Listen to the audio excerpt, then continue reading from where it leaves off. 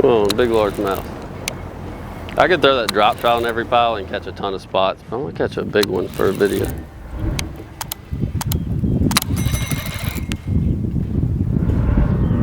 Oh, that one ate. That's a big one.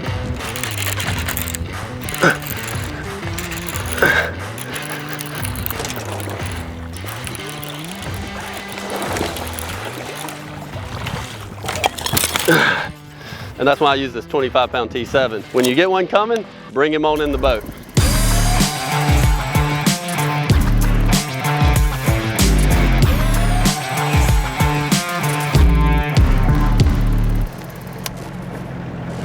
Just got out here on the water. We're in the south. It's summertime.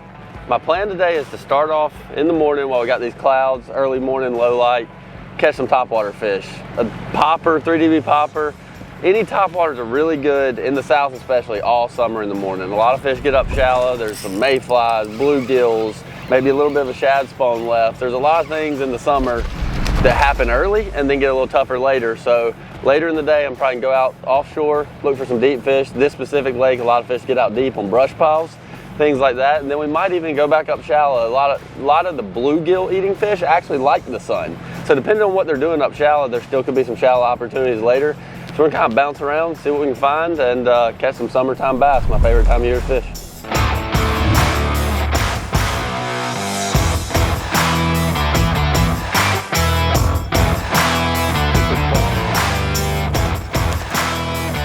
thing gets crazy when they hit top water. Little guy. These things are really fun because they hit it so hard. So a popper, specifically this 3dB popper, this is one of my favorite summertime baits. This one's beat up, it's caught a lot of fish. It's one of my favorite early morning summertime baits, really all day, but especially in the morning because it imitates bluegill really well.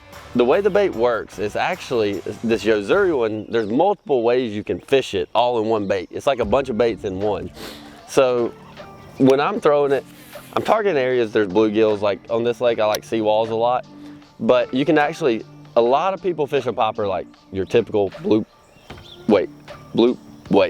And I don't fish mine very much like that. In like Florida or some lakes like that, that works really well. But on these reservoir style lakes like I'm on now, the fish, if they're up here feeding, they're feeding. So you can fish your bait really, really fast. And I actually use it more like a walking bait that I can pop. So I keep my line pretty slack and little short twitches and get the quick walking action, just like you would a walking bait like the pencil, and then you also can slow it down. What I'll do, you can trigger a lot of fish to bite by just alternating your retrieve a lot during the cast. So it's a pretty unique bait that kind of imitates bluegill, but it actually looks like a lot of different things in one.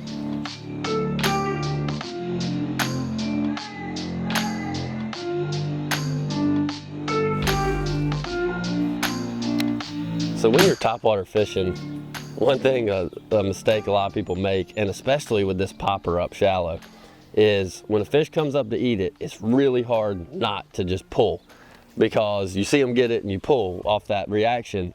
But a lot of these fish, shallow specifically, they don't get it on the first bite. Like I would say half of them or more don't get it on the first bite. So when I see a fish blow up on this popper, I pretty much keep fishing it, keep twitching until I feel resistance. Because a lot of times they'll kind of pull it 6 inches underwater and you just keep twitching and sometimes they'll pop back up, then they'll eat it. Sometimes they'll just eat it kind of subsurface. And if you pull it away, they won't come back and get it.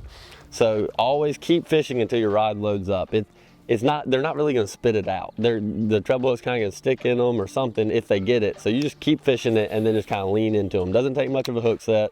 It's not a big single hook. You got this braid, so it takes really, with the super braid, it takes essentially nothing to hook them. I kind of just lean into them. And then that way, if you do miss one, kind of when you lean, rather than set the hook, it doesn't pull away too far and the fish will come back and get it. A lot of your bites are gonna be second or third hitters. And I actually used the same rod I use for a jerk bait. It's a smaller, it's in my Art Cobb series rods, it's a Century. And what it is, it's a 611 medium regular. And what that means, it's got a very soft tip. It's a medium action rod, but it's got a really soft tip so that it loads up really well and actually you can present this popper effectively. And I pretty much always throw my poppers on braid. You'll hear a lot of different people. Some people say use monofilament. I prefer braid just because it's easy to manage. I can throw it farther. I can leave, basically I'll rig this popper up in May with Yo-Zuri Super Braid, 30-pound braid, and I probably won't take it off until the fall when it starts getting cold again. This will be my popper rod all year, and the braid, the Super Braid lasts all year, so I don't have to change it much, and it just casts a lot better. The hookup ratio, usually when you're fishing a popper, you're pretty close range, so the braid's not really that beneficial for the hookup ratio, but it casts really well, and I can get it kind of those shady pockets, really just whip it in there. And that's the same thing with this rod. You want a small, like kind of light tip rod so you can really underhand pitch and just get a little roll cast to get this bait under dock walkways like that and things like that, because that's where a lot of your fish will be. I kind of run the bank with this popper a lot in the summertime, but I love like walking baits and some of the other topwaters when fish kind of are schooling and offshore and on points. That's one thing, like in my opinion, a popper is kind of a bank running topwater. And then when you're talking like targeting specific spots and points, or maybe just areas where fish school and stuff, that's when I use more like the walking style topwaters. It kind of just varies. Some parts of the country a walking bait works great going down the bank, but in general in the south where I fish most, I prefer poppers for running down the bank and walking baits for fishing like offshore schools of fish or schooling fish. This time of year in the summer, majority of the bluegill are up shallow, and in the mornings like this you kind of just have to run a lot of water because there's no congregation of the bluegills. There's no shade yet. There is some bluegill beds here and there, but I can't see them with my eyes yet, and the fish are still kind of roaming because it's cloudy, kind of, you know, overcast and early in the morning. So it's really just a distance game. In the morning, you just cover a lot of water, and then as the day progresses and you get more and more light, then you'll start targeting specific shade lines, things like that. But in the morning, kind of just a cover water game, put your trolling motor on half speed or so, and just keep a good routine going down the bank and cover a lot of water.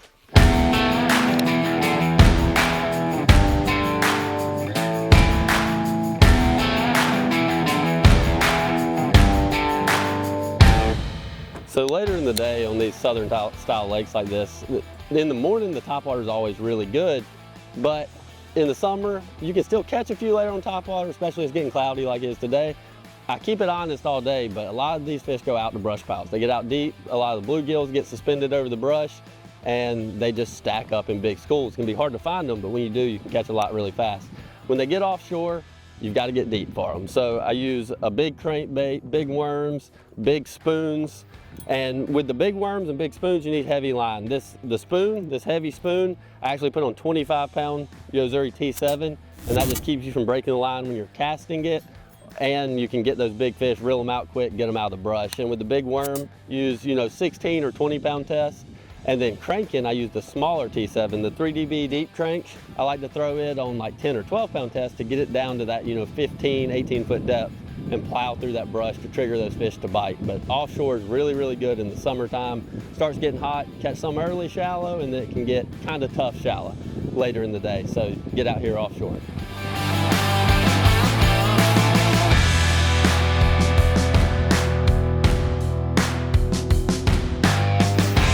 With this big spoon when you're fishing offshore, this is something I've done for years, but now with the front facing sonar, what it allows is it keeps you from getting hung. So you get near the brush, you can see on my active target here, we're starting to get near the brush. That's a bunch of it's old low brush on the bottom, and then actually on top of it, you can see some of these smaller dots like that. That's actually bluegills, and the bass will be down in it, and the bass are eating those bluegills. So you get on top of it, and it really allows you to not get this spoon hung when you get near that brush. Makes it a lot easier and more efficient. So I throw my spoon out, let it sink down to the brush, and right before it gets down in it, I start moving. I got a school chasing it right now. He hit it, missed it, they're still on it. Hit it again. Hit it very hard. Didn't need it. God, that one did too. Got that one.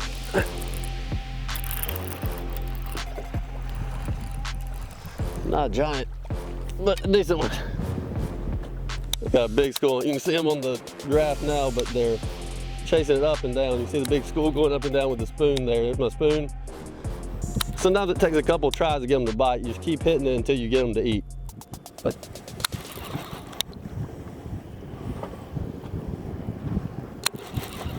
we're starting to lose interest now. Oh, we hit it again. So I like to throw the spoon first because it can catch the biggest fish in the school. But usually I make 1-2 casts. If they come out like that, then you can pick up a worm or crankbait, something else to get those fish to eat. We'll try some finesse drop shot on them. I actually brought this school out a little bit. Use the super braid on the spinning rod here, see if we can get one of these that followed it back. Look, I got one. Oh, he's a little bitty, but I'm gonna catch him. He's not as little as I thought, but he's not a big one. Spotted bass. 2-finger with him. Whenever you reel them in out of brush piles, you always want to look in the water, see if he can follow them back. Dark spotted bass.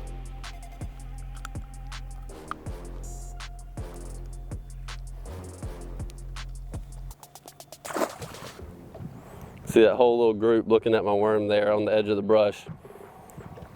Just following it. One got it. Got him.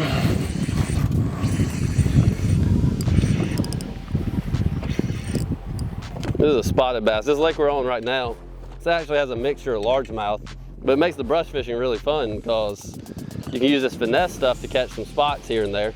Just a keeper spot, not a big one, but a keeper spot.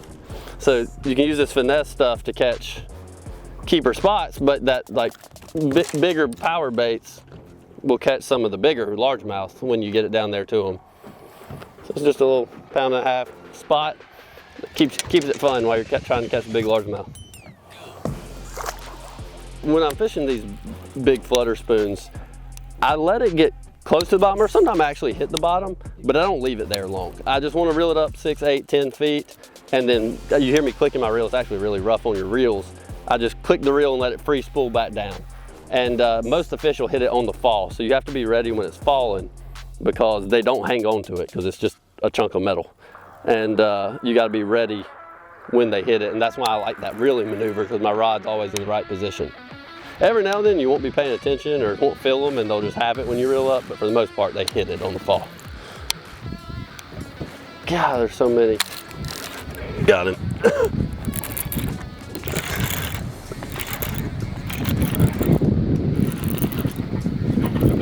Not a big one, but it's decent.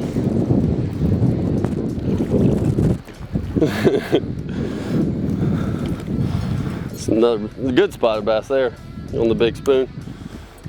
With these big spoons and this big line, when you get a fish coming, you just got to flip them in the boat because this spoon's so heavy. If you bend down, try to grab them, do anything like that, they're going to throw it most of the time. So with the spoon weighs 2.5 ounces, and that's why I use this 25-pound T7. Usually you get 25, it's like unfishable. But the T7 is kind of subtle enough, flexible enough to where it's still easy to cast, and it doesn't have, 25 has a lot of line resistance. You need the spoon to fall right, but the T7's thin enough diameter where it doesn't really change the action of a spoon or a big worm. So whereas in a lot of other lines you might have to use, 16, 17-pound test, with T7 you can get away with the bigger line because the diameter is so small. So with the 25-pound test, that's why with these big baits and catching big fish, I have so much confidence to boat flip the fish because I know I don't have to worry about 25-pound test breaking, and I trust my gear to get them in the boat. 6-pounder on the spoon. So they slackline it when they hit it, and that one it was falling, and he just absolutely crushed it on slackline, just like I said when it falls. Got cool colors too.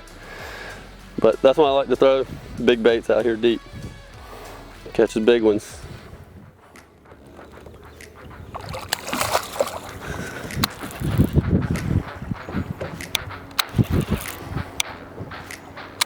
Got him.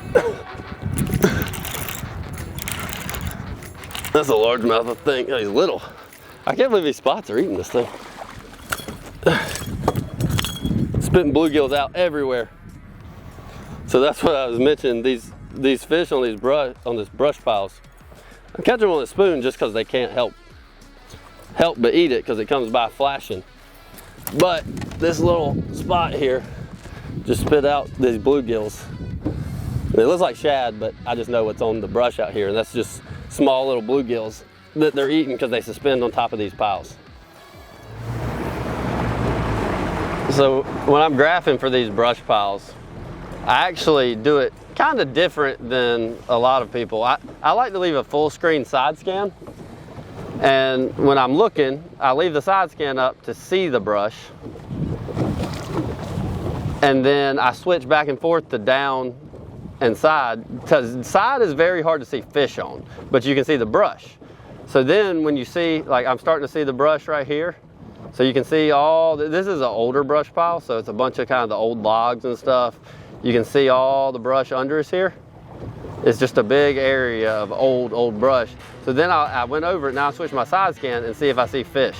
And now you can see, these are not big fish, most of these you can tell, but there's a couple there, a couple here, and that's the brush pile. It's kind of short, you can see about 5 foot tall or so, maybe a little less. And they're scattered out away from it a little bit, but they're sitting right on top of that brush, so now I'd waypoint it and come back and fish it. But side scan's really good for seeing it out, but if you want to actually tell if there's fish in it, as you can see here, kind of see those fish, but very, very difficult to see the fish.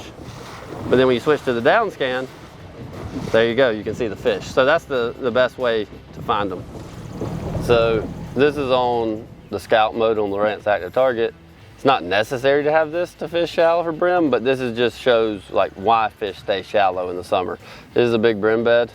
Not a ton of brim on it. If there was, I'd be able to see little white dots. There's a few of them maybe, but that right there looks like a honeycomb. That's just a brim bed shallow in this pocket, and that is the reason fish stay shallow in the summer, is just the presence of bluegills. That's what they're up here eating. Following them.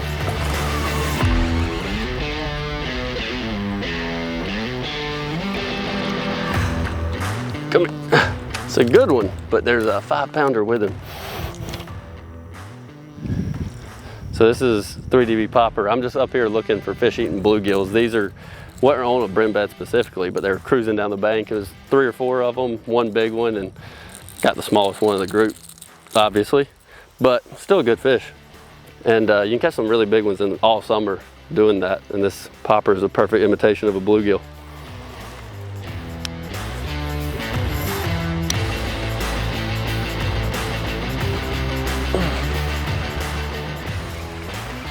A good one. Sitting here with him.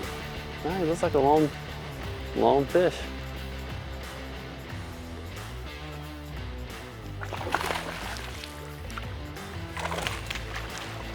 Oh, he's bigger than I thought he was. Solid one. So we're getting ready to wrap it up. Summer fishing is one of my favorite times of year fish. It can be really tough, but it can also be rewarding. The cool thing about the summer is, versus other times of year, in the summer, the fish are not thinking about spawning. They're not thinking about anything like that. They're thinking about eating because it's hot. They've got to eat, keep their energy up. So the ways I target fish today, between early in the morning with a popper, that's always productive. In any lake in the country, early in the morning, a popper on the bank always works in the hot weather months because the bluegills are always up there, and there's always a population of bass that eats bluegills. And then on the lakes that the fish get out deep, such as this one, the deep fishing, it always works. It can be very hard to find, but really rewarding when you find groups of fish out there. And throwing those big baits, I love throwing those big baits on heavy T7 25-pound tests. It's always fun catching them like that. And then still always keep the finesse fishing honest when you're out there deep, because some of that super braid and finesse gear can get bit when some of that big baits won't. And I think the main takeaway from today in summertime fishing is don't get locked in on one pattern, because in the summer everything is working to an extent. It's kind of tough fishing, but you got to keep everything honest every hour and every day you're on the water.